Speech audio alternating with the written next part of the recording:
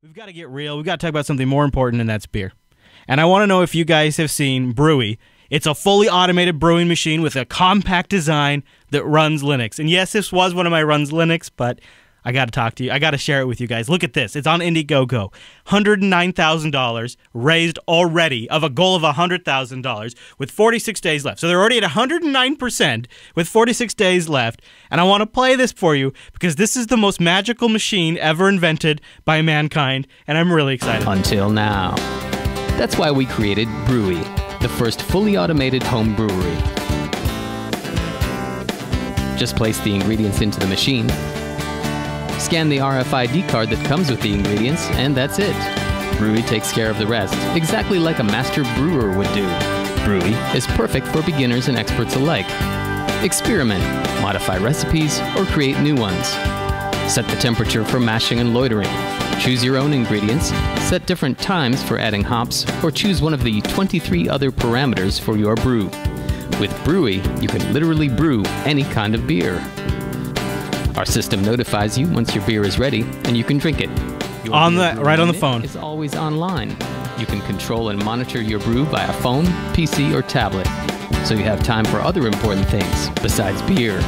Brewy also has an online recipe database where you can browse recipes. Are you seeing this? An online recipe database. Save your favorite recipe and reproduce it anytime. In some places, it is hard to connect with other brewers. That's why we've created a platform where you can share your experiences, exchange recipes. All right, so Blaster, what do you think? Do you want to go halvesies on this with me? Because this is the most amazing invention of our lifetime, and I feel like we need to take advantage of this, and we could easily make it a show segment. Yes, let's do this. Okay, we're doing it. I think this is so cool. I'm really excited about it. It's called Brewy. Now, here's the problem. This is why we got to go halvesies. Because maybe we want to go thirdsies, actually. The beginner pack, 15 out of 50 claimed. Oh. $1,500. Yeah, I mean, this is a big boy rig. This is the real deal, right? I mean, you're making a lot of beer out of this thing, okay? You're controlling it with your smartphone, and the damn thing runs on Linux. I mean, let's get real. Of course, it's $1,500. It should be more than that. Think about it. It runs Linux. Let me tell you about some of the specs before you get a little scared away. It's got a 4.3-inch color LCD screen on the front. It has 802.11 BG and N, plus an RFID transceiver built in. It's got a USB port. This is a brewer, an automatic brewer, okay? It can hold 20 liters, 5.2 gallons for us Yanks. It takes about 5 to 6 hours to brew and then 14 days for fermentation. That's amazing, okay? That's worth $1,500 right there. Okay. It runs something called, and I'm not familiar with this, Poke-based Linux. What the hell is Poke-based Linux? I don't know, but you manage it from Android, iOS, Windows Phone, mobile apps, or just a generic web interface. It has magnetic valves with brushless pumps, stainless steel containers, 20,000-hour pumps, automatic water inlet, two, my friends, automatic hop inserters, okay, solid-state relay controls. I'm sorry. How could we not back this? I almost feel like it's so damn expensive, but this is the most. We got to get these people on the show. Rotten Corpse, you got to make a note about this. We got to get these people. Now. Oh, you are. Yeah, we got to talk to these. On it. Maybe we can get a review unit. This is amazing. Okay, would this bring back beer as tasty? We would have to. I mean, I think it would. I think that would have. See, they had early. See, I wish I would have jumped on this early because they had $100,000 early bird packages. This would create a competition between the brewers at Linux Fest Northwest. Yeah. Oh, totally. Here's what we'd want too. The unique skin package includes all the items of the professional package. Ooh, a professional package, huh? That sounds like us too. We're professionals, right? But you get to add your own logo to it. Come on, let's do this. We could put the Jupiter Broadcasting logo on there. But the professional package, check this out, it includes a beginner package. Oh, hello. These accessories include a pH meter. Jeez. Amazing. One measuring cylinder, one water quality testing instrument, and one ball and hydrometer. I don't think I'm saying that right. This is really exciting. When beer and Linux come together, magic happens. So anyways, it's Brewy, and it's on Indiegogo. Those guys at Linux Fest proved that. Yeah, it's still got 46 days left, too. So if you want to fund that there is a link in the show notes. Gosh, that's cool. I really, really want one. Man. I smell a revival of a podcast. You know, if I tell you what, guys, the truth of the matter is, And you know, I'm not bitter, but if I had Leo Laporte money, It's for people who like to mess with computers. I would be just buying all kinds of crap. I would just be buying crap like that all the time. He does. Yeah.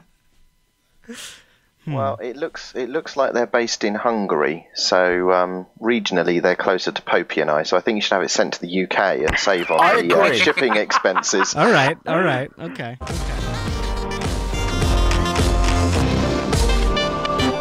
Welcome to Linux Unplugged, your weekly Linux talk show that's filled with the holiday GNU spirit. Well, and a little bit of Santa's rum. My name is Chris. And my name is Matt. Hey there, Matt. So we got so much going on in today's episode. It's a little ridiculous. So I'm really excited. Coming up earlier on in the show, we're going to talk with Antibody from the Zenotic project about something really cool coming up in my favorite open source game. But there's also some other news in gaming that we're going to get to for the holidays, because there's probably going to be a big sale coming up. But later on in the show, Dustin Kirkland from Canonical comes back with some additional comments about Ubuntu Snappy potentially being the future of the Ubuntu project. So I'll ask him about that, and we'll get his insights on that. Plus, what the heck is Juju, and how does it fit into the whole Ubuntu core thing? He'll answer that, and what all the different packages are. And then later on in the show, it's our community review of Fedora 21. We're going to get everybody's opinion on how it's been since they've installed it. I'll give you some additional thoughts that I've had trying out Fedora 21. So it's a really, really big show. And on top of that, we got a whole bunch of feedback, Matt. It's a little cray, so why don't we get started? Let's clear the deck. Let's bring in the awesome Mumble Room, Goldfish, who I believe is here for his first time even for Linux Unplugged. All of you, welcome. Time-appropriate greetings, Mumble Room. Hey. Hey. Hello. Hi. You know, Hello. it sounds like there's like three of you. You guys got to get better at that. You got to really represent. All right, so let's get started here. Yesterday, before we go too much further here, yesterday we had something kind of exciting happen. We launched on the Coda Radio Show an open source project right here on the Jupiter Broadcasting Network, GPL2, and I believe it may prove to fundamentally be the most important project for 2015 of all open source projects, Matt. Whoa. Yeah. Oh, yeah. Yeah, it's called Open Your Mouth, and it's at openyourmouth.recipes. These are open source GPL2 licensed recipes from the Jupiter Broadcasting community. This is an opportunity to go out there and meet your fellow Jupiter Broadcasting developer, learn a little GitHub and Markdown in the process, and commit your recipes to one central place. Open Your Mouth. We've set it up. Openyourmouth.recipes.com. It's open source recipes from the Jupiter Broadcasting community. And it's actually, you know, it's kind of amazing. It's taking off in a big way. We've got breakfast, desserts, pizzas, sandwiches, sauces, different types of these things. Matt, this is already a huge hit. That's awesome. I love it. So go to openyourmouth.recipes. And openyourmouth.recipes. Okay. And Rikai's been in there. He's been engaging with the community, and right now they're working on a pretty killer barbecue pizza, and they've merged in some of the changes. Everything's written down in Markdown, so if you just want to go look at the recipe, you can read them. And this is just here's what we were thinking. Like we talk a lot about open source code and community and all of that, but I realized there are hundreds of developers that listen to these shows that are not talking to each other, that run into jams. You know, they get into a spot where they're stuck and they need a resource. They're not communicating, even though they're all listening to the same content. Wouldn't it be cool if we could create a fun, sort of no-pressure way for people to connect, maybe even for folks that are not familiar with GitHub, maybe folks that want to learn Markdown or just connect with a community that's pretty cool, but not have to know code. And that's what we've done here. It's tongue in cheek, but it's also a serious attempt to give people a way to connect. Also, we're encouraging people to hang out in our Jupiter Dev chat room. We have a dedicated JB Dev chat room on GeekShed. In fact, if you want to know more about any of this, we've got a whole bunch of projects going on for the community to work on right now. If you're interested in developing code for the Jupiter Broadcasting Network, go to jbdev.community. Blaster set that up for us. jbdev.community, and it'll give you a link of resources, all of them right there, like different account information, the IRC info. Well, hello there, and that's a great place to start. Also, Jupiter Dev on the IRC is another place to start, and it's really kind of fun to see people work on this. We're launching a lot of projects in 2015, and so we're trying to get people engaged, and that's kind of just a fun way to start. And it turns out some pretty good recipes. Like, we started it yesterday, and now there's like more than a dozen. I think it's actually a lot more than that. It's I like cool. how bacon's at the top. Well, British bacon, Matt. Yeah. Yes. Let's not kid ourselves. And Angela and I want to submit some of our own recipes from the Fisher family. And then before we get into our feedback, which I got a great one, like, I'm really glad. So this is the last Linux Unplugged before Christmas. Next week we will have a new episode, but it is a best of episode. However, right now, Linux Unplugged has the least submissions for best ofs, and I know we've had some great moments. We've had some great arguments. We've had some great interviews. We've had like, there's some stuff we've already got on the list. Like when Wimpy released the Ubuntu Mate 14.04 live on the show. I mean, how do you top that? Like, that's already on our list, but we still need your help. At the top of the show notes, your best of submissions. Linux Unplugged, for some reason, has the least amount of submissions right now. Now, come on. We all love the Unplugged show, right? So hook us up with your submissions. Go over there. You'll find a link at the top of the show notes if you go look at episode 71 of Linux Unplugged.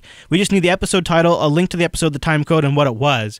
And then Rikai, see, the thing is, what we're trying to do here is we're trying to give everybody time off, but the problem is if we don't get these submissions in, I'm afraid Rikai might start pulling the hair out of his beard, and he has a beautiful beard. And I do not want to see that happen, right? I mean, could you imagine, Matt, if he starts tearing at that? Oh my goodness! Right, that thing's a masterpiece. And I picture him chasing us around the studio with like beard particles in hand, just screaming. Yeah, absolutely. When you have a content catalog as deep as ours, and as many as and the shows that are as long as they are, it is the most just assembling a best of, just all of the formatting that goes into that is an incredible task. But he really could use your help, and we have links at the top of the show notes. You literally have like just a few hours. So if you're listening to this show now, please go do it, because it takes days and days and days and days of work just for one single episode, and he's working on them already. He's already started. All right, let's get into our first bit of feedback. KZ650 a frequent chatter, emails into the show about IP Fire. And this was an email I was really glad to get in towards the end of 2014, because earlier in the year, I had decided Chris is going to replace the firewalls both at JBHQ, which is where the operations happen, and JB1 Studios, which is where the production happens. At both ends, I wanted to replace the firewalls. My leading candidate for replacing those firewalls was pfSense, but the thing is, pfSense runs on FreeBSD, and I didn't really want to deploy FreeBSD when I do this other show called the Linux Action Show. Just didn't feel right. So I was looking around for suggestions on what I could use instead, and I still haven't really come to a conclusion. Kernel Linux thinks I should use these MikroTik routers that look pretty compelling, and he's even so far into it, he's even sent me 2 of them now to make sure I deploy them.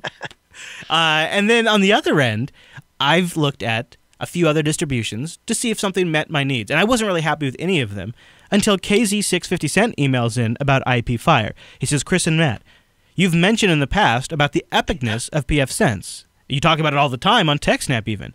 But you've never mentioned IP Fire. After using several firewall distros, I landed on IP Fire, and it's awesome. It's a very good project, and it deserves a spotlight. So I went and checked it out, Matt. And it totally, well, it basically kind of looks like pfSense. You download the ISO, and it is a dedicated firewall distribution, and you can get a nice GUI on top of that to manage your firewall rules. It looks really nice. I'm going to take a look at IP Fire. Right now I'm leaning towards the MikroTik routers or whatever they're called. Colonel Linux, do you have any thoughts on this? Are you listening? No. We know he's got thoughts on it. I'm sure he does. Yeah. I do have thoughts. Here's the thing.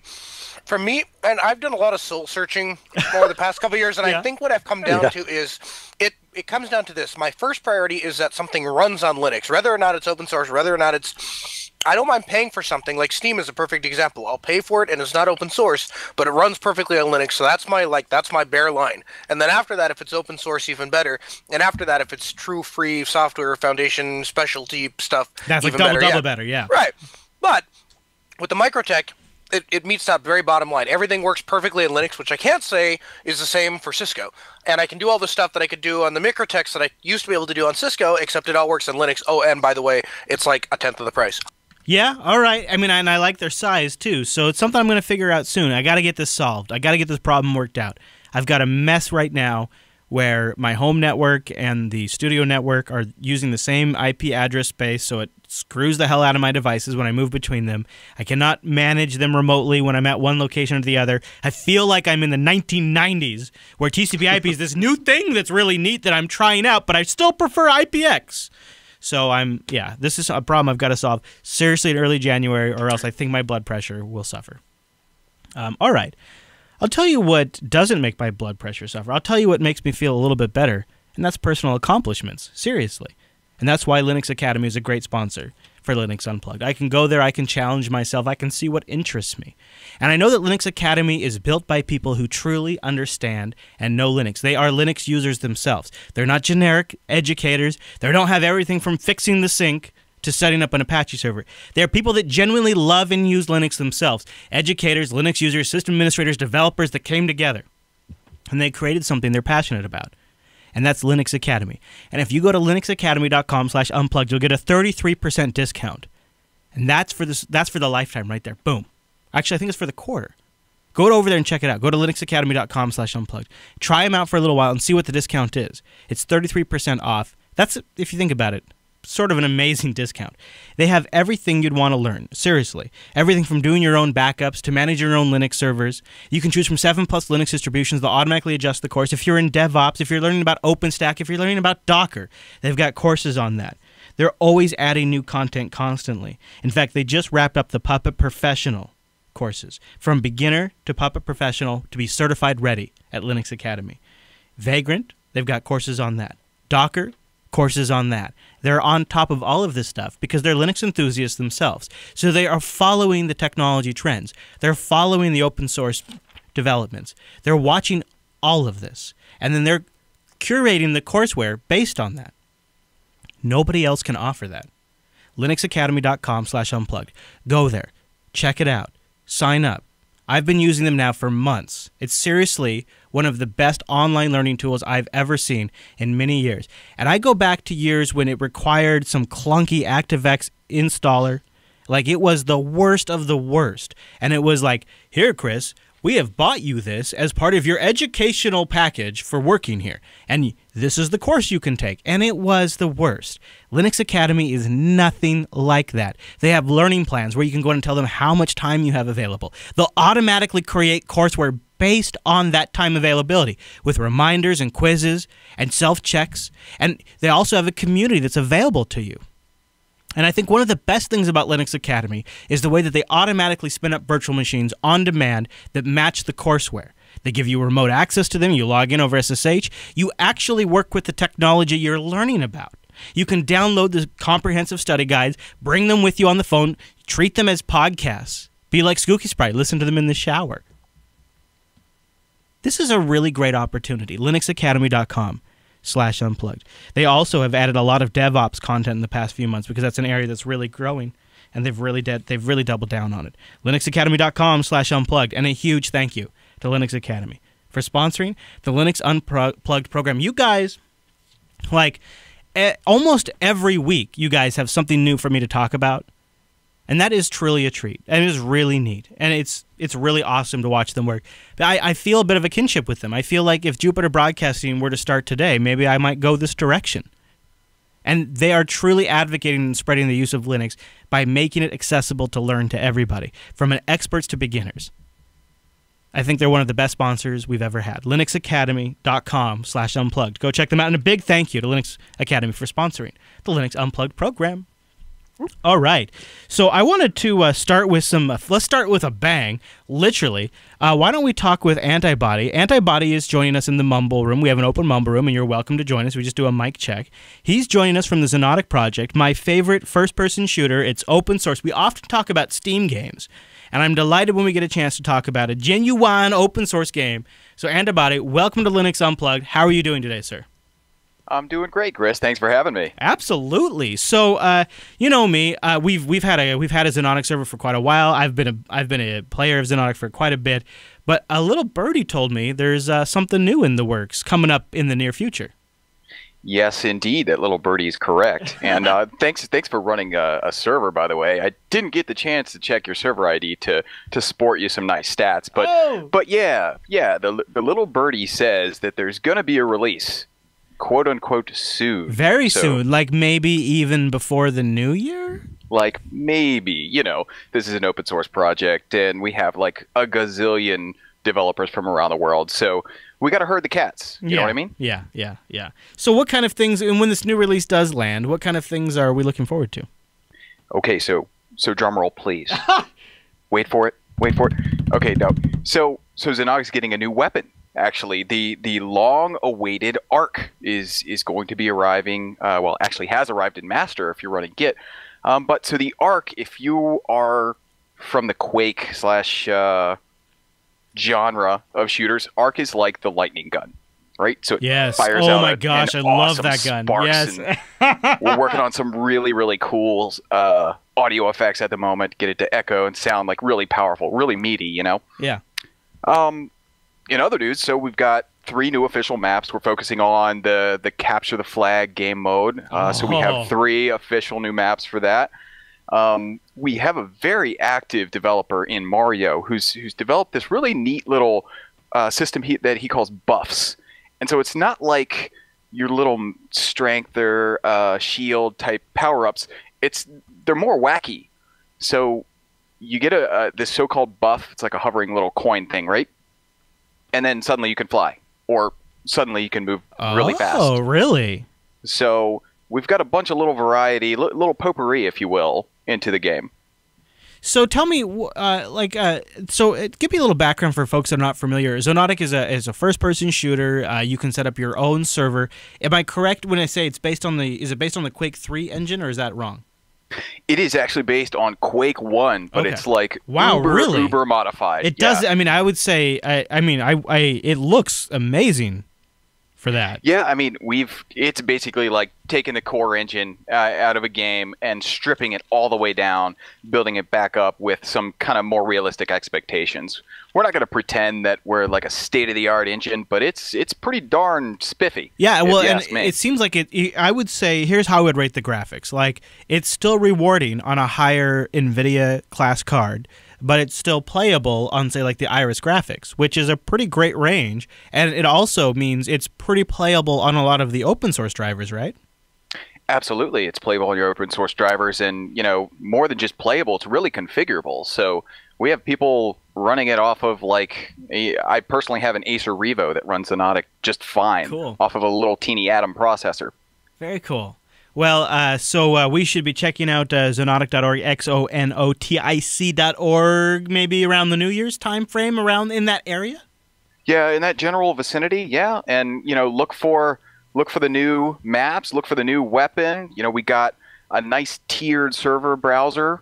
So before we would just kind of slap you with all the servers, a ginormous list that you had to parse through. Well, and I'm looking at the servers. I'm looking at the most active servers, and it's very disappointing. Jupiter Broadcasting, which was once at number 1, is now fallen to number 25. So if you guys go out there and install Zenotic, join the Jupiter Broadcasting last Zenotic server and get that number back up there. We used to rank it. So I think we can do it again. Yeah, come on, guys. Yeah, right? Get fragging. So, Antibody, you do me a solid and come back on the show when the new release comes out, and maybe we'll do a little live gameplay and the Mumble Room can shoot each other and all that? Absolutely. I would love to personally frag you, Chris. I'll hover, my right index finger. It's really itchy. All right. You know what I'm saying? All right. It's really itchy. Fair enough. You know what? I will take it. I will. I am horrible at games. But all right. I'm an old man. So before we get out of the feedback segment, and thanks to Antibody for coming on and talking about that, I wanted to send out a request to the audience to get their feedback on Wallabag. What? Yeah, Wallabag. And maybe if anybody in the Mumble Room has any experience with Wallabag, I'd love to hear about this. But I've recently talked about on Linux Action Show this Sunday how I use Instapaper to read long-form articles. And in Instapaper, I have the Open Dyslexic font configured. Now, there is an alternative to Instapaper that is open source that you could host yourself even, called Wallabag. And it does the same thing. It's like an offline stash where you can read stuff later. The thing is I don't know what the end reading experience is like with Wallabag, but because this is something I do a lot for our shows, when I'm in the middle of something and I see an article that's relevant to our shows, but it's going to take me more than a few minutes to read, I send it to Instapaper, and then I go offline later and I read it all. And so Wallabag it's something I could put on a DigitalOcean droplet. It's something that could be under my control, and you know how I'm all for that. But I have no idea what the experience is like, and I'm putting a request out there to the audience to go over to the contact form and send in their feedback or in the subreddit. And I wonder if anybody in the Mumble Room has any experience with Wallabag. No. Negative. Okay. Yeah, it doesn't sound like it. I don't. No, yeah, I really hadn't heard a lot about it either. But I've seen it for a long time, and so I'll put my feelers out there. We'll see what happens, and maybe somebody out there has tried it and they can send us in their feedback. Oh, you hear that? Oh, I think it's time for a little Steam update too. So speaking of, before we get away from gaming completely, super quick here, Boiling Steam has a great post on a proper end of year of gaming on Linux. And there's been some recent releases that are really big deals for Linux. And we won't spend a lot of time on this. I know not all of you are big gamers. But for those of you that are gamers, there's some holiday sales coming up. And there's some great games that have come out. Metro 23 Redux has relaunched. And this is the rebuilt version that has a lot better textures. Linux Gamecast just did a review on that if you want to check that out. For you football fans, Football Manager 2015 is out. Some games that we weren't expecting. Empire Total War. And this has gotten some serious traction in our subreddit. Geometry Wars 3 is it's an Aspire port, which is Aspire has done all good work so far, and it's a great game. I had my friend John just was totally consumed by it. War Thunder, it's an MMO shooter, which looks really fun. And Counter-Strike Global Offensive, of course, we've given mention to. Also, expected before the end of the year, Civilization Beyond Earth. So there's a lot of really good games. Xonotic, obviously, an open source option that's really great. And if you are thinking about picking up some Steam games, I just want to, just a quick PSA, remind you, try to buy them under the Linux Steam client, so that way the Linux sale is counted. I'm not sure what happens if you buy it on the web, and even if you buy it on a Windows machine and then play it under Linux, at least for 2 weeks, that sale is going to be counted towards Windows. So if you can, make these purchases as the Steam holiday sale comes up on your Linux rig as sort of a vote for supporting Linux. It's just something to remind people about. As we get close to the crazy-ass Rape Your Wallet Steam sale that comes up, where I feel like Gabe personally comes into my house, knocks everything over, breaks all my piggy banks, and takes all of my money. It's a holly jolly time of year. And then yells at the top of his lung, "You're welcome." You wanted this! All right, so we had Dustin Kirkland come on the show, and I asked him some questions pertaining to the future of the Ubuntu project. So we're going to play that here in just a second. It's some extra stuff that didn't make it into our last review. And I don't know. I think it could make for a great desktop. I think it's a pretty compelling option. I'll play his answer, and we'll talk about it. But first, I want to mention DigitalOcean. Head over to DigitalOcean.com right now, and let's give the Linux Unplugged show a great end of 2014 showing. Use the promo code Unplugged December when you actually just apply it to your account. It's a habit to say when you check out, but it's actually you can apply the balance to your account even after you've signed up if you forgot to use it. Unplugged December will give you a $10 credit for DigitalOcean. Now we've talked about DigitalOcean for a long, long time, and it really is one of the coolest resources and one of the coolest manifestations of different Linux technologies that has been put into a product that is also extremely awesome for Linux users to use. So what is it? If you're not familiar, DigitalOcean is a simple cloud hosting provider dedicated to offering the most intuitive and easy way to spin up a cloud server. Now, why does that matter? Well, that matters because if it's super simple and straightforward for you to set up not a hobbled system, but a system that you have full access, full control over, that you can deploy applications to with one click. And if that process of setting that up just takes mere moments or can even be scripted, that fundamentally changes it. That removing all of that friction is a huge deal. And DigitalOcean saw that, and they realized that's why the UI was super important. And then they built it on top of SSD drives way before anybody else was doing SSD. And of course, they had to pair it with Tier 1 bandwidth. And you can get started in less than a minute. And pricing plans start only $5 a month. So if you use our promo code UnpluggedDecember with that $10 credit, you can go for 2 months. Here's what you're going to get for $5. 512 megabytes of RAM, a 20 gigabyte SSD, 1 CPU, and a terabyte of transfer. A terabyte. And they have data center locations in New York, San Francisco, Singapore, Amsterdam, and London. But that interface, right? I mean, it's inspired. It's so simple and very intuitive. And power users can replicate that interface on a larger scale with DigitalOcean's straightforward API. And I've said that a lot. But I want to show you how that actually manifests in stuff you can use. Now, you could take advantage of that API. Maybe you have more skills than I have, and you would actually be able to write your own scripts or manage to snap it into your own Puppet management infrastructure on your own. That, honestly, is just beyond my capability. But what is easily within my capability is taking advantage of all of the cool stuff that the DigitalOcean community has already created around this API for me for absolutely free. Like, it's just a Benny of being a DigitalOcean customer. Like, number one, right here. Dropper control panel. Have you seen this? This is a management control panel for your DigitalOcean droplets for the Android device. There's even a nicer one for iOS. But, I know most of you are probably Android users. No judgy. That's cool. Dropper control panel. It lets you start them up, back them up, copy them, move them around, take a snapshot, resize them, rename them from your freaking Android, right? That's just one use of the API. Here's another cool one, Lita. It's a chat room bot that allows you to manage your DigitalOcean droplet within an IRC room. Now, why would you want to use that? Pfft, Honey Badger, I don't know. But I think that's amazing. The fact that you can do that is amazing. Here's another one. We're going to talk with Dustin very soon. Juju DigitalOcean Provider. This is a way to snap in your DigitalOcean droplets with your Juju management infrastructure. And you can start doing all of this for $5 per month. And if you're just an average user, you don't have anything super sophisticated like this that you want to do, that doesn't matter. You can still take advantage of $5 a month to build your own cloud installation, your own BitTorrent sync server, your own GitLab instance. You can do all of this with DigitalOcean, and if you use our promo code, Unplugged December, you'll get that $10 credit. You can try it out for 2 months for absolutely free. DigitalOcean.com. Go check them out. Use the promo code UnpluggedDecember when you check out. And a huge thank you to DigitalOcean for sponsoring the Linux Unplugged program. You guys are so awesome, and the community around them. And that I didn't even get a chance to mention their tutorials that you can go write up and they'll pay you for them.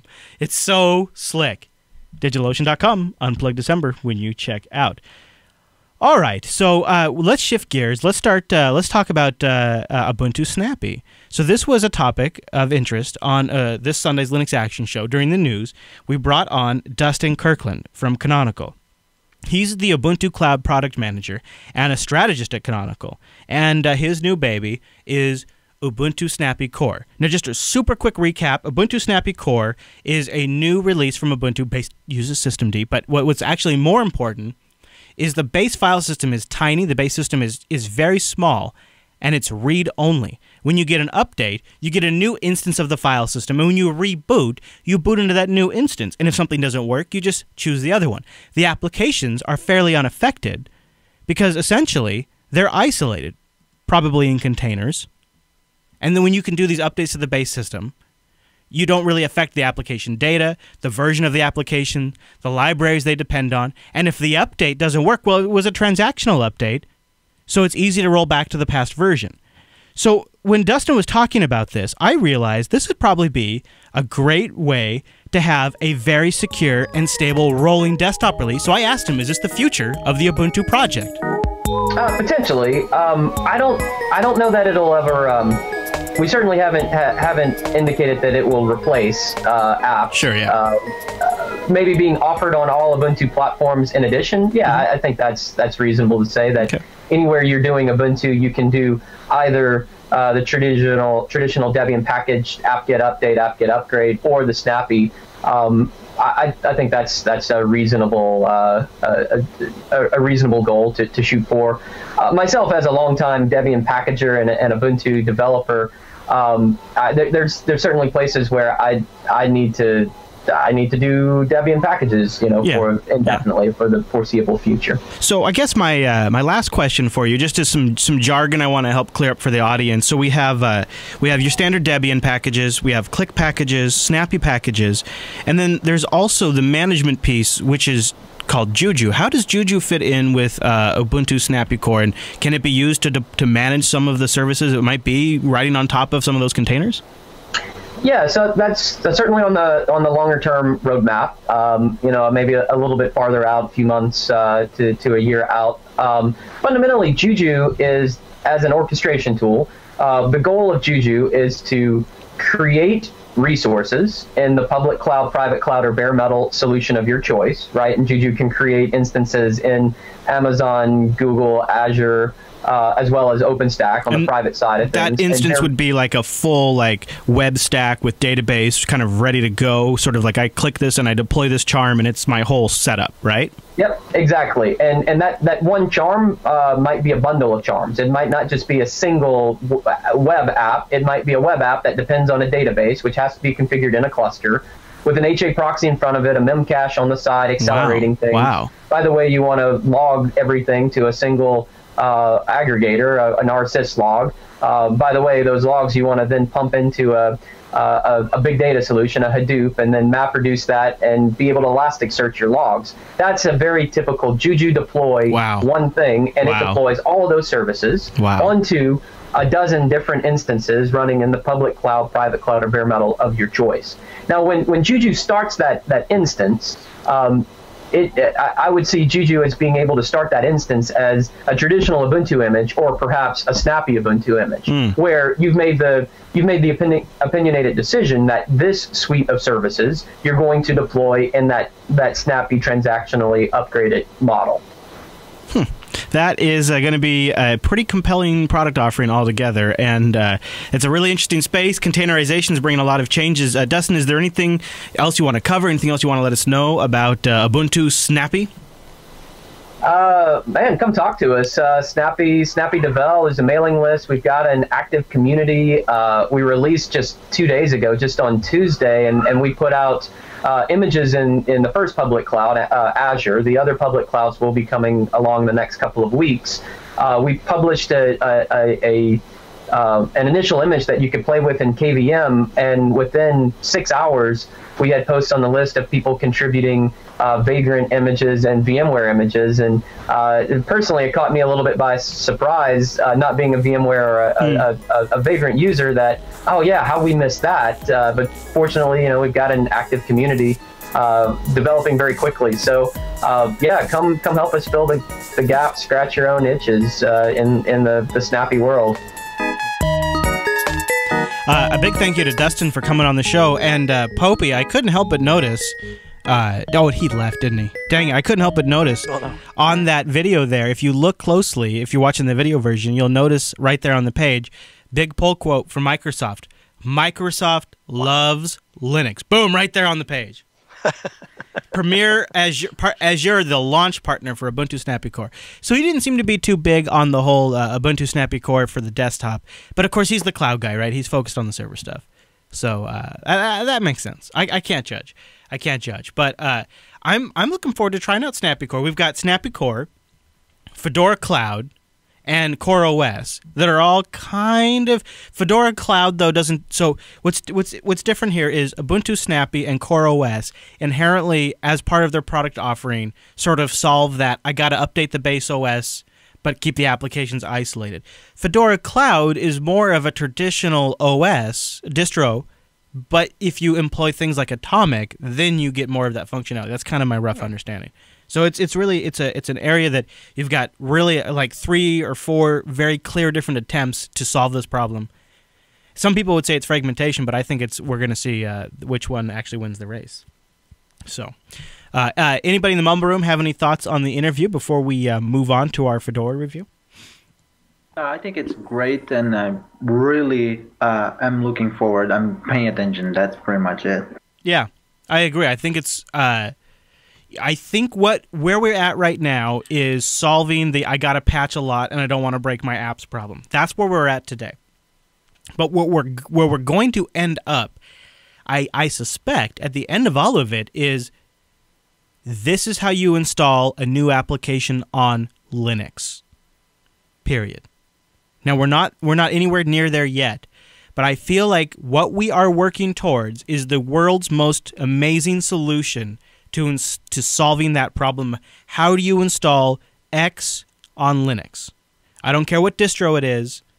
How do you do it? And it's going to be one answer. And it's going to take us, what we're going to document on this show, and it's going to take a long-ass, tedious time, is the process of us going from, how do I update my rig all the time because, man, I keep getting exploited. That's where we're at today. But what we're going to watch that transform into is that, how do I install it on Linux? And that's going to be an interesting journey for us to document. I think it's going to take more than 70 episodes, though. Oh, yeah. I think so. Yeah.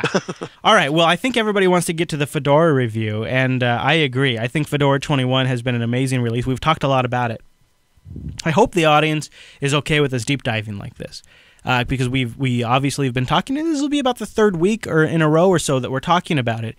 But I feel like when a Linux distribution that's at least as important as Fedora, but even a Linux distribution that has as much of a wide reach that Fedora has, that has as many contributors working for it that Fedora has, and has the role that Fedora has, to go through what we've seen it go through, to split off into these 3 distinctive flavors, to be willing when you're at the size of Fedora, to just say F it and just go for it and just do something totally different, and then to pull that off, like, I'm going to be honest, I kind of thought when Fedora was talking about going with 3 flavors and doing it in like essentially one release cycle, I was like, yeah, okay, well, if you think you can pull that off, good luck to you. Yeah. You know, really. I mean, I was skeptical about it. And now here we are, Fedora 21's released. Yeah, a little delayed, no bigs.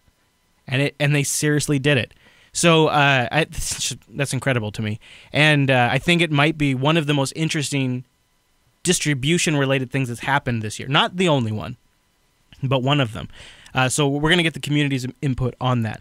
But first, let's talk about our friends at Ting. They're ending 2015 with a freaking bang. Ting is mobile that makes sense. My mobile service provider and Matt's. Linux.ting.com is where you go. Let's represent for the Linux Unplugged show at the end of 2014. Linux.ting.com. So why Ting? Why does it make sense? What do I mean by that? Well, first of all, no contract, right? Because the contract, it just really doesn't make any sense. But what also doesn't make any sense is paying into these plans that you may use plans. Like it feels like insurance, and I always kind of feel like that doesn't make sense either. Ting, instead, it's just pay for what you use. So it starts with $6 for the line. That's all you pay. And that's pretty straightforward. I can afford that. So I've got 3 of them. Right? Because what matters is what you actually frickin' use. So it's just your minutes, your megabytes, your messages. They add them all up, and that's what you pay. If you want to turn on hotspot, that's fine. Do it. Make it a Wi-Fi access point. That's just data usage, just not a big deal. And if you're savvy about using Wi-Fi, like when you're on Wi-Fi and you make your calls over that, I mean, you can have an incredible savings with Ting, because again, you're just paying for what you use. So linux.ting.com. Start there. Okay, that'll get you $25 off your first Ting device. If you have a device that's compatible, they have a bring your own device page where you can check that out. If you have a device that's compatible, well, they'll give you $25 of credits. Well, the first month, usually is like $26. So you're going to get your first month pretty much for free. If you have a contract, well, Ting's going to help you get out of that. So you're going to get $150 for the line that you have to cancel. Yeah, it's $150 in credits, but it's $150 in freaking credits. That's money you won't have to pay for your cell service. That's really great. Plus, they have an awesome control panel. You can call them at 1-855-TING-FTW anytime between 8 a.m. or 8 p.m. East Coast time. Yeah, it's East Coast time. I'm sorry about that. I know. It's not Pacific. I'm sorry. But it's East Coast time. And a real human being answers the phone. That's okay. So that's like, boom. That's the foundation of Ting. You can already see they're thinking about this differently. You can see they're trying to disrupt the crazy-ass restrictive mobile industry. Okay, that's pretty straightforward. But what struck me about Ting is when they don't have to, when they don't gotta, they're going out of their way to make their stance on issues clear. They recently had a blog post about net neutrality that I thought was really well reasoned and really well put together. And I thought, okay, I feel like my money's going to a good place. Like they're coming here, they're thinking about this rationally, they're taking a stand, they're articulating that stand really well. And I thought that's really cool. They're screwing with the mobile industry by offering something totally different. They're about to roll GSM and CDMA out at the same time, starting in 2015, which is going to be a game changer. I'm loving all of that. But let's be honest, there's more that could be done, right? I mean, wireless is fundamentally critical to the future of a lot of mobile apps, a lot of mobile web stuff. But at the end of the day, I still got that wired connection. And I cannot believe it. This is what I love about Ting. This is why I always preach vote with your wallet. Ting is going to launch. Now they're starting small. I mean, they have to start within reason, but they're going after residential internet access now. See, now this is just the beginning of something. It's not a big thing. It's only in one area right now because, you know, it's just like Google Fiber. They got to start small. But they are starting to roll out crazy fast fiber access to the home. And they're going to take the whole Ting model to all of it. I think it's like this could be huge for everyone. Like, not just users of Ting, but everyone on the internet. They seriously care about this stuff. And again, that's why we talk about voting with your wallet. Linux.ting.com. Go there. They got it on their blog. You can read about it. But go to linux.ting.com first. That way we get credit for your visit. Right? But then go over to their blog and check this out. They're rolling out fiber. Unfortunately, it's like in Virginia right now. Yeah, Charlottesville. I want it so bad. This is so cool. I think this is another example of a great sponsor that I'm really, really happy to have because I really believe in what they're trying to do, and I think that's just so amazing. I mean, for the last 2 years, it's totally changed the way I think about mobile. It's changed how I look at the whole industry, and now I'm going to look at what they're doing at residential ISP service. Ting is crazy, and I love it. Linux.ting.com. Go over there and check them out. See how much you could save. They have a savings calculator. Check them out. Linux.ting.com. And a big thanks to Ting for sponsoring the Linux Unplugged show. Okay, guys, so let's talk about Fedora 21. Let's get started. First up, getfedora.org. It's their new site. They're very proud of it. And you know what I find to be interesting on this site? First sentence, Fedora is now more focused. And isn't that true? Like, isn't that exactly like what they've addressed in Fedora 21? You got your workstation release, your server release, and your cloud release. Now, I think probably not a large leap of assumption here to consider. We've probably all just been looking at the workstation release. Not a lot of us looked at the server or cloud, right? Anybody done any of the server or cloud stuff? I didn't think so. That's fine. And maybe we'll do that in the future. So let's start with Fedora Workstation. Go ahead and tag me in the mumble room, anybody that wants to start. I'll begin with my experience. Tell you what I did, and then we'll jump into the mumble room. So I installed Fedora 21 64-bit on my Bonobo and also on a Dell Sputnik laptop that was sent to me by Kernel Linux in the mumble room. And I also tried it for like about a half hour on a Apple MacBook Pro, like 2013-ish. I don't really know the model number. So that was the range of hardware that I experimented with Fedora 21 on, all GNOME across the board, because I decided to go with the environment that I was most comfortable with. So let's start with Kernel Linux. How was your experience on your laptop? So I installed it on my Dell E6320, and that worked really great. In fact, that's my new daily operating system now, is 21, and that worked really well. But I had a NUC that I use for doing different things, and that was when it first came out. I wanted to throw it on something, and that was what happened to be laying around, and it sucks. The lock screen freezes up. So like if I were to switch over to that computer right now, I have to hit escape like 15 times and wait like 30 seconds, and it's running on an 840 Pro SSD, so I shouldn't be waiting for it, but I do wait for it, and that doesn't happen in Ubuntu 14.4. So I don't know. Okay. You know, I had my first like, oh my god, it's going to happen moment with Fedora 21. I don't have these very often anymore with computers. I guess it just doesn't happen a lot. And Matt, it's kind of funny because it made me think of the monkey suit right away. Of course. Yeah. Oh no. I was on the Sputnik that Kernel Linux sent me that I've selfishly held onto. Thank you, Kernel Linux. And it's an Intel chip in this Sputnik, and I thought, well, so I'm all open source through and through right now. Right. And at the GDM login screen, and you hit the little gear button, you have your GNOME desktop, GNOME Classic, and then on there is GNOME and Wayland. And so I chose GNOME Wayland, and I logged in, and then at first I thought, did it not work? I think it's still using X. Like, and I launched like Terminal, I launched Chrome, I launched the activities overview. I'm like, oh, I guess it didn't work. And then I started to realize like a couple of things weren't working quite right, like my trackpad. Like I couldn't click on stuff. I could move the mouse with the trackpad, but I couldn't click on anything, and I couldn't scroll. But if I had a USB mouse, I could use that. And I started to realize, oh, I'm using Wayland right now.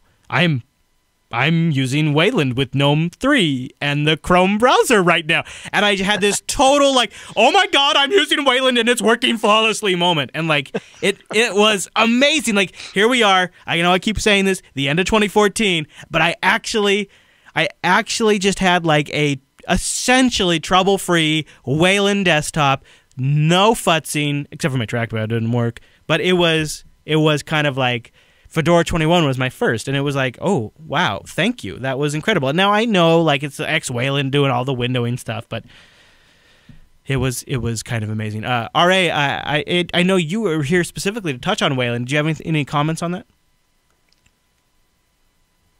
R.A.? Raw. Oh, yeah. I'm sorry, Raw. Yeah, I'm sorry, Raw. Yeah, actually, I would like to announce that I'm running on Wayland right now. And I think I'm the first person in the chat room to talk while on Wayland. Yeah, you might true? be I think you are our first Wayland-based mumbler. and actually, I had the same story like you, Chris. My trackpad doesn't work, and I had the same Wayland surprise. Like I tried Rebecca Black Linux, which was supposed to work out well, and also Fedora 20 and all those shenanigans, as Matt would say, and it didn't work. And in Fedora, suddenly I realized I was on Wayland. It didn't crash, and it runs fine. Yeah, it's pretty neat. I mean, it's not done, but it's pretty neat to see that happen. And I don't know. I mean, it's been a big discussion piece for a long time. So, Raw, I'm sorry. You'll be our Wayland correspondent. Okay, you keep us updated on your Wayland developments. All right. Okay. All right, very good, thank you. So, any other comments from the Mumble Room on their Fedora 21 experience? I'll end it with this, and I'm hoping maybe somebody can walk me back from the ledge. But I'm ready to declare Fedora 21 my next distro if I jump. I'm ready, but wow. Before I mean, walk me back from it, but I'm just right now. Here's the thing. Here's what's limiting is the software availability still sucks. And I also, before I go into this, have to acknowledge. How do you mean? Well, like for example, Heropad, a Markdown editor, does not exist for Fedora. It's a total impossibility. It's a nightmare. I even tried building it from source, and it ran like ass. It was a total nightmare. But if I'm on Ubuntu, I got a PPA ready to go. If I'm on the Arch, well, of course, the AUR has got that as a decade ago, it had that in there. 200 years ago, it had that in there. But when I go to Fedora, I'm like in no man's land, right? Okay, Viber. Viber is another example. I don't like it. I admit it is a crap application that we should move away from, but I need it to correspond with people that are in the field and people that are out and about. And okay, Viber's a thing. You know what? If you're on Fedora, go screw yourself. You're on Arch, no problem. You're on Ubuntu, no problem. You're on Fedora, I hate you. And that kind of stuff drives me crazy with Fedora. And whereas with Arch, like, again, I'm not saying this applies to everybody, but because I install 4 to 5 to 6 to 7 to 8 to 10 applications a week, that way I can pick one of those mother effers on the Linux Action Show. Because I reinstall that many applications, like when I have to go out of my way to find a repo or download an RPM or build it from source, like that adds 10 to 15 minutes. And if I'm doing 5 to 10 of those a week, that's stupid, because in the AUR, nowadays, I just go packer-s and I just put the name of the damn package in there and I've got it. I don't even look to see if they've got it because they've got it. Now, that's where Fedora falls short. If that is, which only probably applies literally maybe to me. Like, there might not be anybody else in the world that applies to, and I accept that. If that does not apply to you, I feel like Fedora's got most of it, because Copper's got a lot of stuff. There's a lot of stuff in the RPM Fusion and additional repos around Fedora. And if you use scripts like Fedly, F-E-D-L-Y or whatever it is, it'll set up a ton of stuff for you under Fedora that makes it a pretty good setup. For me right now, Fedora 21, it's the longest setup. Like, it's the most installation work. But the process of doing that is fairly automated, fairly easy.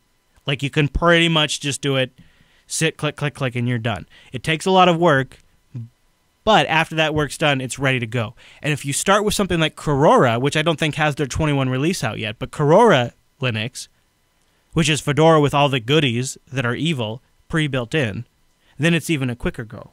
So that's what I mean with Fedora 21. It's great with the exception that it does require a lot of work to get going. If you want Steam, you want proprietary drivers, you want codecs, you want Flash, you want Java, Chrome, that kind of stuff.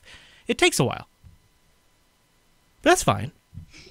Yeah, I've definitely found that the one area Fedora doesn't quite do it for me is package availability, because I do find myself needing either PPAs or AUR or something that has a little more. Yeah. It's not even about being recent. It's just about me not having to compile it, or dig through an RPM and roll dice or whatever. Yeah, I agree with you, Matt. I do. Rotten Corpse, go ahead. Yeah, I've actually set up my laptop to be a Fedora, so it's like my second distro choice now. But mainly because Copper is one of the things I'm super excited about. Yeah, so can you kind of explain a little bit about Copper, because we've name dropped it. We talked about it on Sunday's Linux Action Show. Is it fair to say it's sort of an AUR Arch equivalent, an Arch user repository equivalent? It's more of a PPA equivalent. Explain. So you can build different.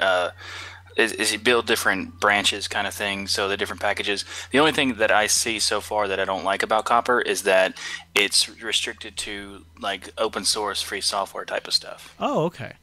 So because the reason you say that is because the building doesn't happen on the Fedora workstation when you install the package?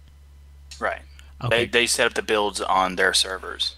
Gotcha. Now, Dave, you wanted to comment on other desktops besides GNOME?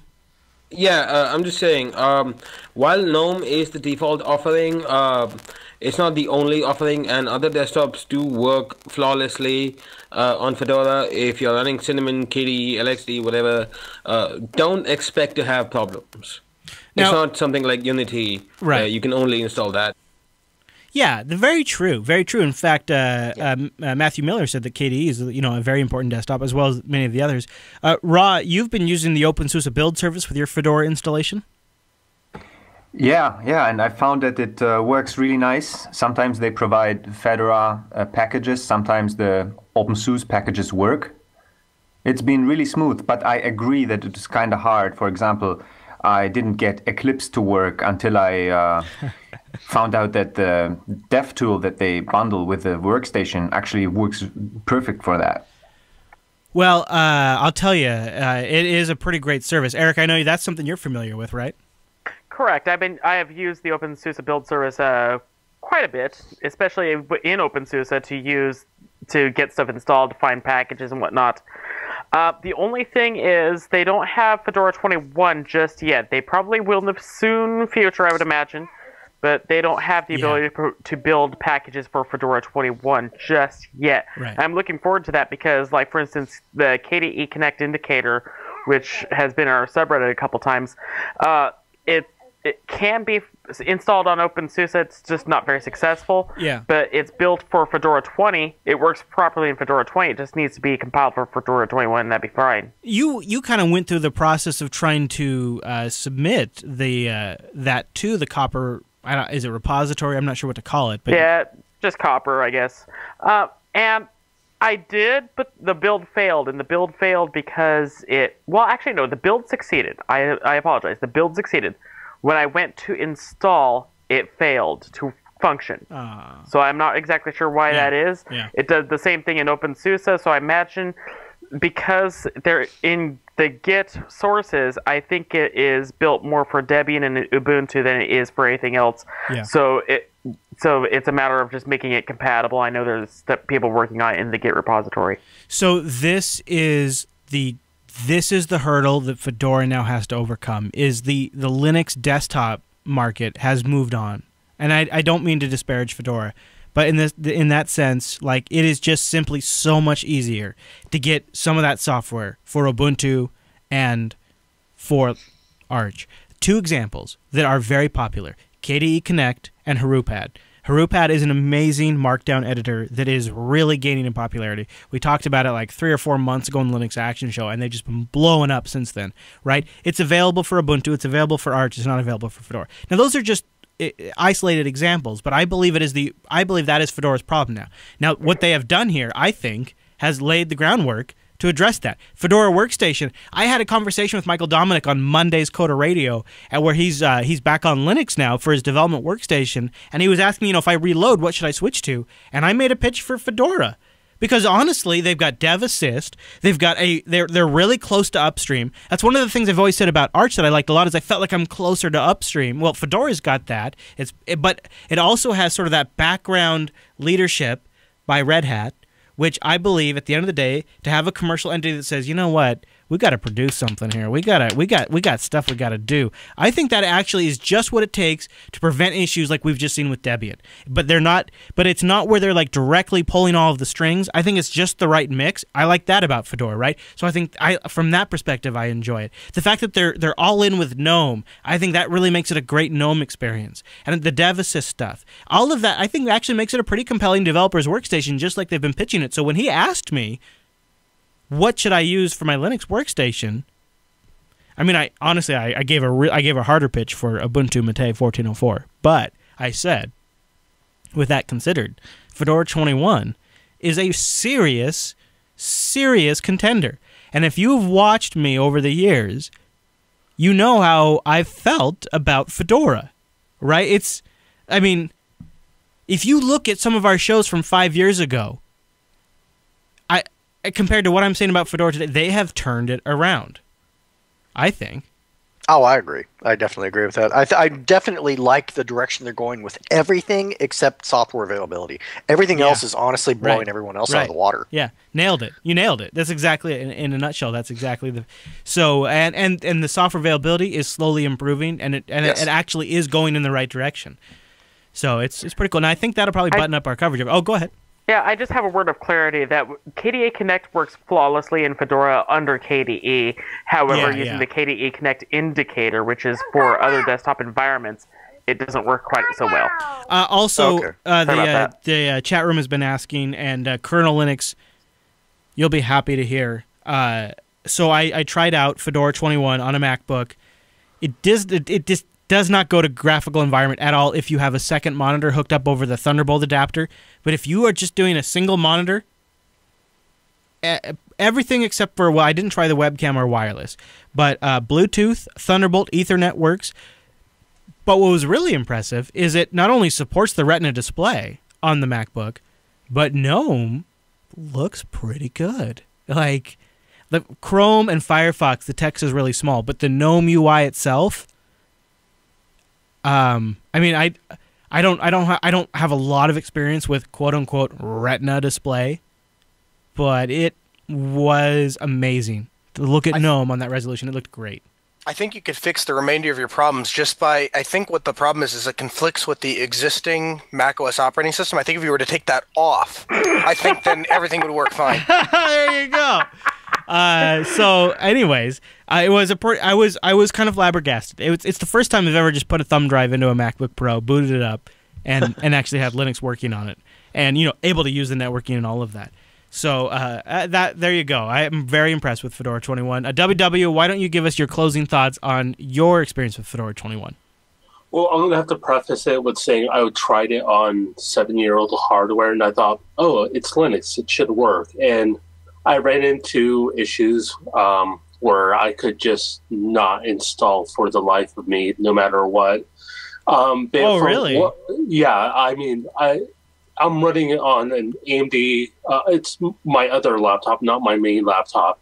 But it's an AMD 2 gigahertz dual core with an NVIDIA 6150, and it just after when it went to format the drive and install, I left it there for 2 hours. And you were doing TechSnap at the time, and by the time that was over, I'm still waiting for the system to run. Now that's a long time. I did want to, for the most part, from what I experienced of the install, it kind of reminded me of that Windows feel where it had a good level of polish, but I still felt it had some work to be done. The warnings could be up higher for when you're trying to install something. Well, actually, pause right there just for a sec. I was actually kind of impressed with the way that they brought forward the SE Linux alerts and would tell you, here's what SE Linux has detected. Here's 3 or 4 fairly solid options you can do to resolve this problem.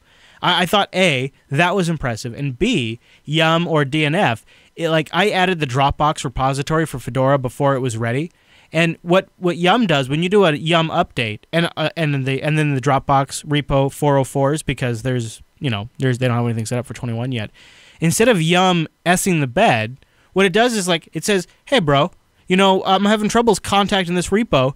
You can run this command to disable the repo, or you can run this command and just say, you know what? Ignore it when it 404s. It's no bigs. And it's just enough power, but yet enough hand-holding that when you're new to Yum or DNF, you know what to do next.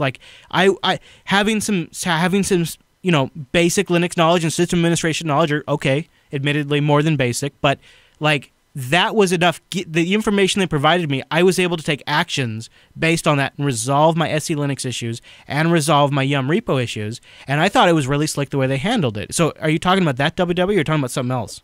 No. I feel like my issue was more like a hardware incompatibility issue, or maybe I needed to throw a switch on some setup script, or when it booted off of the USB stick to do something.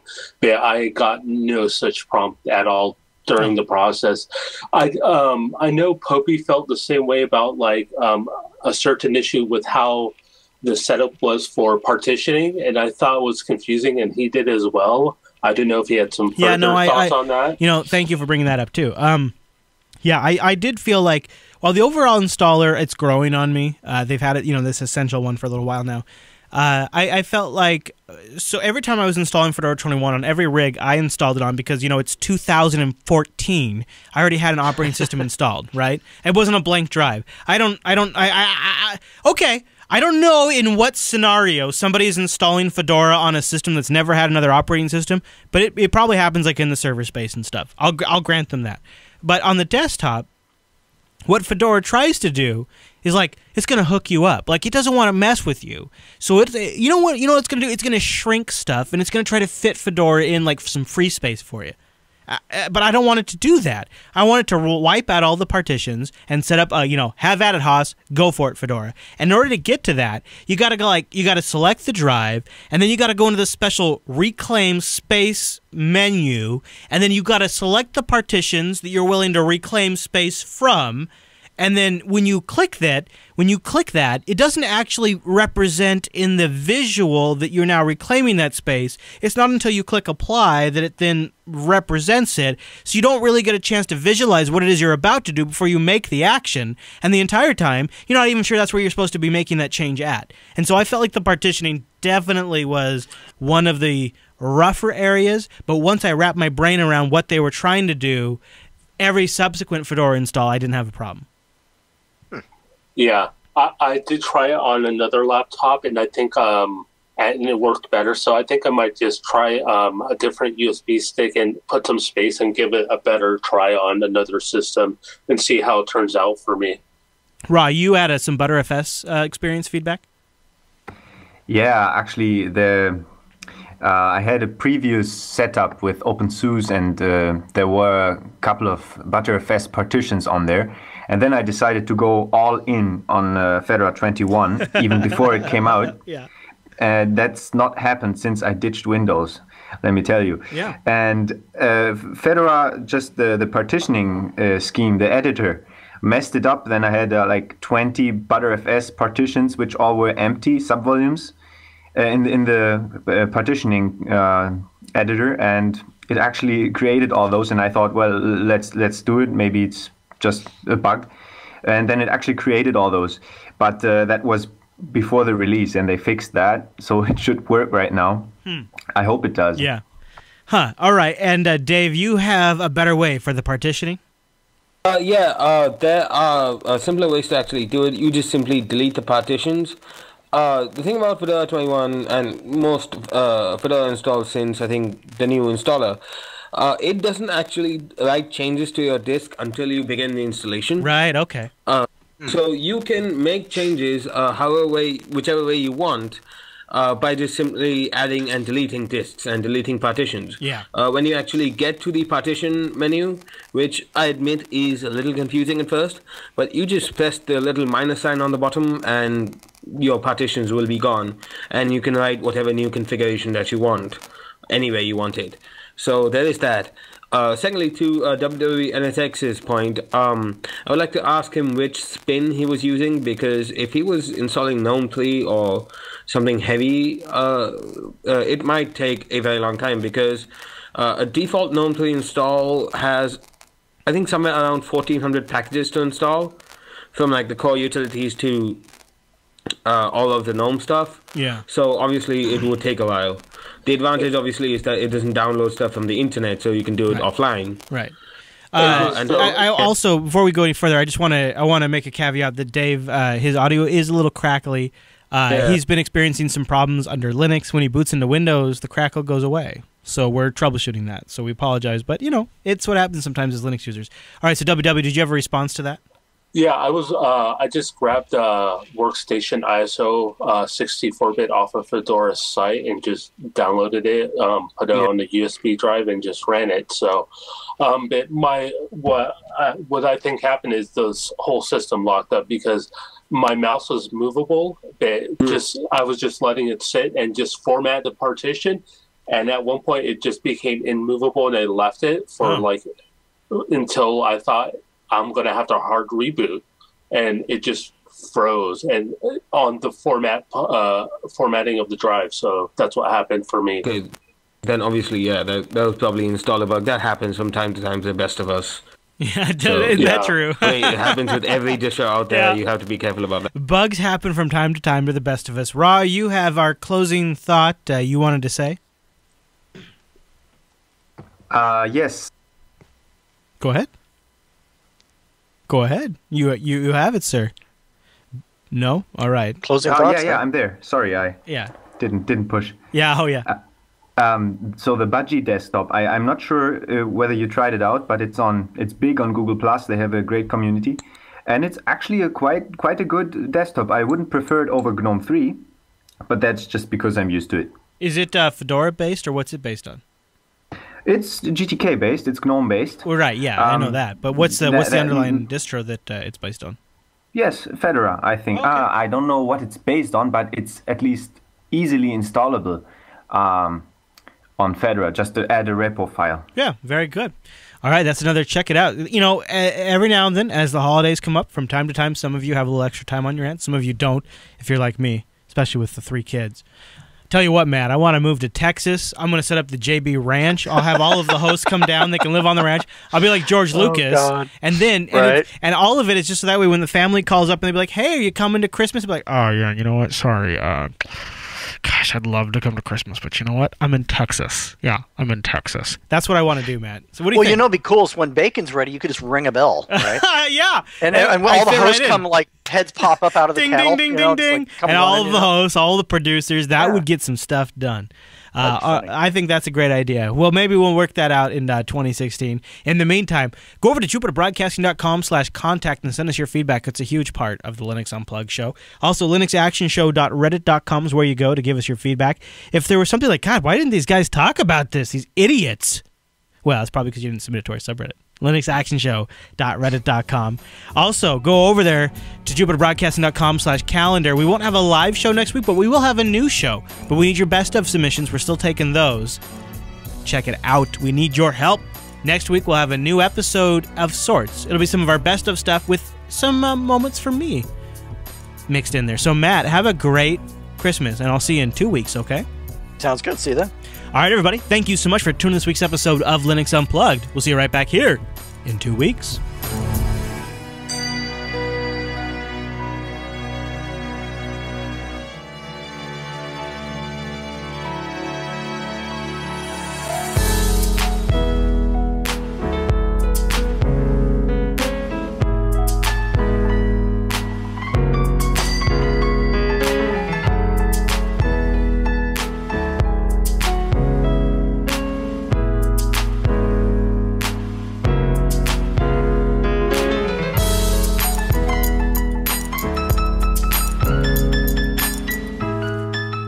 totally want to mess with Texas. Great show. That was a good show. Great end of year. Of course, it's not the end of year. We have one more show in us. But I feel like this is the last show of the year in a sense. The next show, it's like I don't know what it is. It's like a freebie. But thanks, everybody. It was a great input. So, jbtitles.com, we got to go boat. Everybody, go over there right now. One thing I'd just like to say. Yeah. Everything you talked about, think about Yum, okay, and Yum has its flaws, let me tell you that. But think about Yum, think about SE Linux, the installer. Everything has worked perfectly fine since Fedora 18. Yeah, right. I've been using Fedora with Thank you. I didn't mean to imply that the SE Linux alerts and stuff and the Yum stuff was new to 21. I didn't. So, I sometimes assume people know that, and so I don't disclose that. And really what I was trying to say is it's part of the overall experience now on 21 is you have all of that stuff combined with everything else. Yes. So. No, thing is, Yum sucks. Yum is a goddamn... and coming from me, that's saying something. Oh! I don't know. Wow. I mean, it didn't seem that bad. Of course, I was mostly using DNF, but it didn't seem that bad. Yeah, no, you use apt, goddamn. So I concede on, the internet that I do not like Yum as much as I like apt. That being said, there are certain advantages, and these advantages have been there for a very long time. So, have you tried using DNF?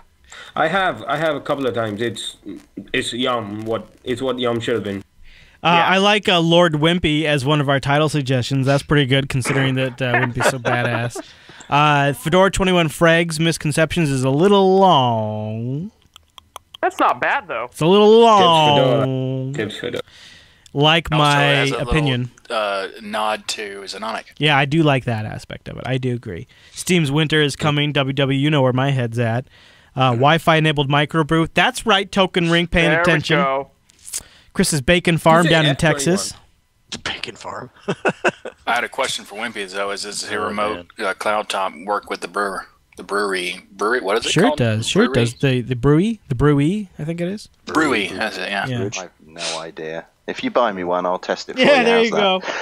All right, so I could see that becoming popular at frat houses. I don't mean to overhype this, but I think we are currently experiencing a title crisis. This is the title crisis of 2014 Winter Vortex Edition. I don't like any of the titles in the top 5 ranking right now. I need everybody to go to jbtitles.com. This is a crisis. This is a crisis. You're entitled to your wrong opinion. I'm entitled. Hey, Wimpy, I like your, what did you call it? Cloud top computing? What did you call that? Yeah, link bait. That's what that was. I know, but that was good. That was good. Yeah, cloud top computing, yeah. You know, it reminded me, I was on Tech Talk today, I was telling, on the pre-show, I was telling a story about 5 or 6 years ago, I worked at a school district. And not only did they have abysmally slow internet, but they also had really restrictive filters, content filters, as you might expect. But to the point of where it made it hard to even do, some IT troubleshooting and things like that, because certain open source projects were, flagged, and it was really even I think for a time Jupiter Broadcasting was flagged. But this was 5 or 6 years ago, right? This wasn't really in the era of DigitalOcean droplets anymore. And so I had a friend who had a data center down in Texas, and he gave me a co-located server. It was like an Optron box. I think it had 2 Optron processors in it, and about 16 gigabytes of RAM. And it was Red Hat Linux. I think it was Red Hat Enterprise, something old. And it was a full-fledged, real PC server. It wasn't a VM. It was a full racked box that I was getting for about $120 to $135 a month, including an NFS attached storage array that I had for big stuff, which was really cool. And what I did back then, and I think we've talked about this before, Wimpy, is I didn't use X2Go, which is what you're using. I used something called No Machine NX or MX. Do you remember this? Yeah, well, that's what I'm using at work at the moment, and I'm about to replace with X2Go. Yeah, from what my experience was with No Machine, again, it goes over SSH. It uses pretty good compression. It can even do remote sound. I mean, it was amazing for me because I essentially had a GNOME 2 or XFCE style desktop, and I could even watch YouTube videos, 20, 30 frames per second, maybe if I was lucky, but the audio would be synced up, and it was extremely, extremely usable. I would close the window, my session would just remain, I would reconnect, I would resume right where I left off. So what is the main advantage of X2Go over, say, No Machine? Because No Machine's still a thing, too. Yeah, X2Go is just blitzing quick, and lighter weight. So the core implementation takes about 35 meg of RAM. And when you actually connect to a full Ubuntu Mate session, you can run it in 125 meg of RAM. Oh. And doing that over, I use FreeNX currently with Ubuntu 10.04. We're about to ditch that and update, but that uses about twice the RAM, and that's where FreeNX, which is the open source implementation of No Machine. So yeah, but yeah, like you say, you've got all of that good stuff like transparent audio relays. So your audio transparently shifts from the remote instance to your local instance. Yes, it's very slick. And yes, you can watch SD video from like YouTube and what have you. But where X2Go starts to differentiate itself is you've got this transparent shunting of your directories from your local machine to the remote machine, which all happens over SSHFS, and you just right-click, share a folder, pick a folder, and then boom, it appears on the desktop as a mounted drive on the remote instance. Would you be up for doing a segment with us on LAST, like in January sometime on that? Because that is really cool. The file system set up like that is definitely very neat. I'd love to show people. I tell you what, maybe we'll want to wait a little bit longer, because since I posted about that, I've been talking to DigitalOcean, and I'm now working with their editorial team to turn this into a that is so proper tutorial. Awesome. So there's going to be several articles, and I was talking about this in the lobby with some of the other guys prior to the stream starting. So we're gonna do the initial recreating what I've done. So as an individual, you can create a droplet and deploy a desktop into it, and I'll explain what the potential use cases for that are. But then taking it full circle, what we're going to be looking at is if you're a small business and you want to control your distributed workforce's computing environment, and you've got a bring your own device policy, how you can set up centralized authentication for these multiple instances, and you know what your fixed costs are per employee per month. It's going to cost you $10 a month for a workstation instance, which they can connect to from a Mac machine or a Windows machine or a tablet or whatever. So are you, just to hold on, just put you on pause, are you telling me that what you're working on is a way to take somebody, say, that has multiple droplets that are desktop instances that they connect to, where they have a secure place to work, but they would all also have, maybe like on the private networking side, a centralized login system like OpenLDAP or something? Precisely that on the centralized authentication side, but also building on DigitalOcean's private networking. The end game is once you've got central authentication and multiple instances on a larger droplet, deploying Open Media Vault and using the private networking to create a virtual distributed office. Oh my gosh. That is brilliant. Yeah, of course. Oh, wow. Of course you could do that. That is so slick. That I want to do that. I want to do that. Nice. Right, Matt? You know what I'm saying? Like, that's yeah. When you hear that, like, wait a minute. Okay, hold on. Who needs computers anymore? I'm just going to build droplets. I'll have an Open Media Vault rig up there. I'll have a Plex rig up there. I'm going to do this. That is, Wimpy, you got to tell us how that goes. That's really cool. Well, it changes the economics of everything, really. Quite. And you know, what I've got here, what I've been experimenting with is there are a number of thin client solutions, and we were talking about some of those earlier, but the one I'm using is I've got a Raspberry Pi with, in fact, you know about this, Chris, because Q5Sys gave you one, a Raspberry Pi with an Atrix lap dock. Yeah. So, and then a wireless dongle. The whole thing runs wirelessly off the internal battery for 10 hours. Wow. And I've got a minimal Arch instance on that Raspberry Pi, which boots to OpenBox, automatically starts the X2Go client, and then I log in to my remote Ubuntu Mate droplet. And as far as my workstation is concerned, I've got a full Ubuntu Mate workstation, far more powerful than the Raspberry Pi I'm using to connect to. No kidding. Talk about taking a Raspberry Pi and like just making it essentially a transparent shim between you and the remote system that has potentially, a huge connection, super fast SSD. That is, Wimpy, jeez, that's cool.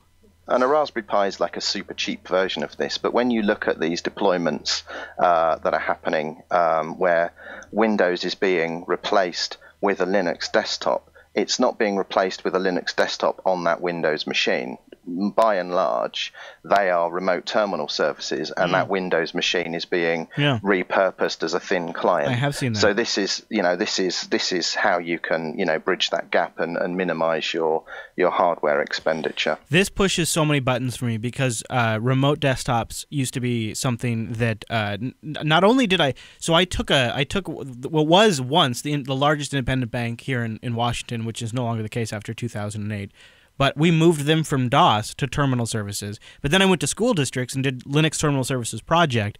And then when I was working for the school district, I did the no machine thing for myself. And what you're talking about right now is so up my alley. It is like my bag. So I really want you to keep me updated on this, because I would love, not only would I love to just talk to you about this, but I would love to even show people how to do this, because this could be seriously a way to show people that watch the Linux Action Show a very straightforward, very cost-effective way to build out a remote Linux-based desktop. Doesn't matter if all of their employees want to have MacBooks and iPads and iPhones, that's fine. But when you log in to do the work, you log into our secure environment, under our control, up in the cloud, connected over private networking to our internal resources.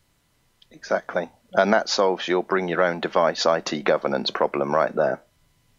And your file format compatibility problem with Mac users with one version of Microsoft Office and Windows users with another Microsoft Office version, and it just solves all of that. Wow, that's slick. Wow. And the other piece, a little bit further out, because this is in the unstable branch at the moment, and I mentioned it a few weeks ago, but there's a bolt-on protocol for X2Go called Telekinesis, and that's a general purpose protocol, but it was really developed to facilitate mTeleplayer.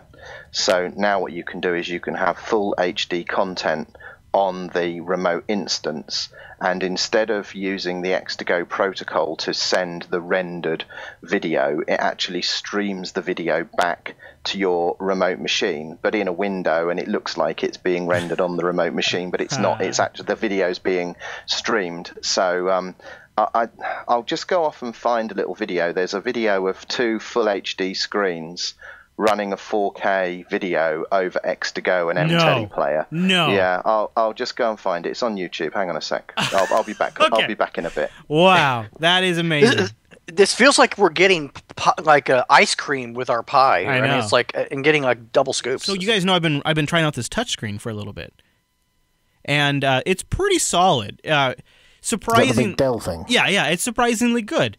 I'm happy overall with the picture quality. One thing that I have noticed is, it's like the things you don't expect. Like I guess thinking about it, when I got this monitor, my plan was to fix up one of the old Hackintoshes that I used to use as the switcher. It's a pretty nice Hackintosh, and I thought, all right, I'm going to fix this up. I'm going to make it an arch box, and then I'll put that under the table, and I'll take the Bonobo home.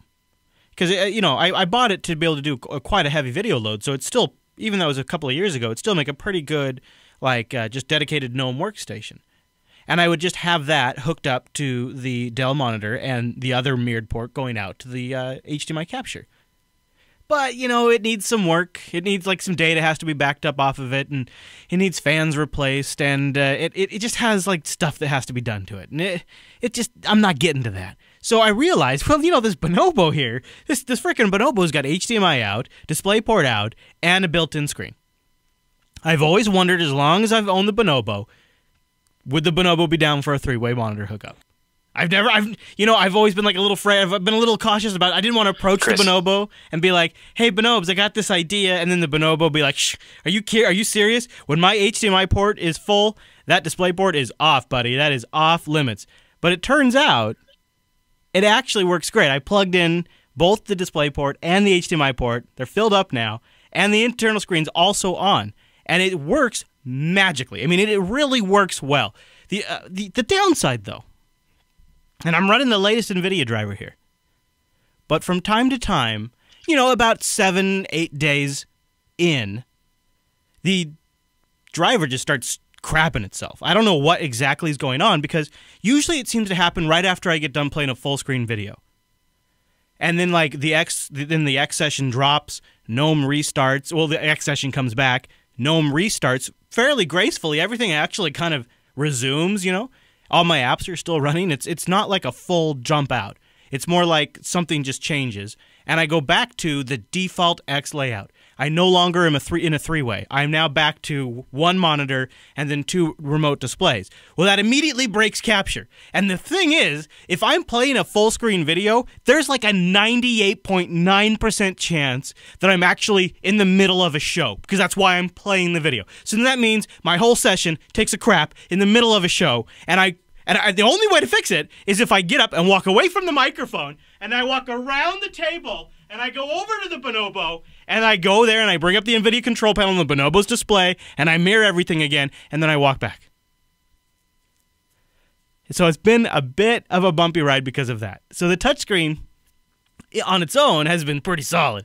The unexpected consequence, though, of forcing my video card into a three-way has been not so stable drivers that seem to impact me about 7 or 8 days, just about the time you forget the problem even exists and think it's maybe not going to happen again. Boom! It gets you right in the middle of, I don't know, Unfilter, and then Rikai has to fix it in editing. That happened. Have you considered using a different desktop environment? No.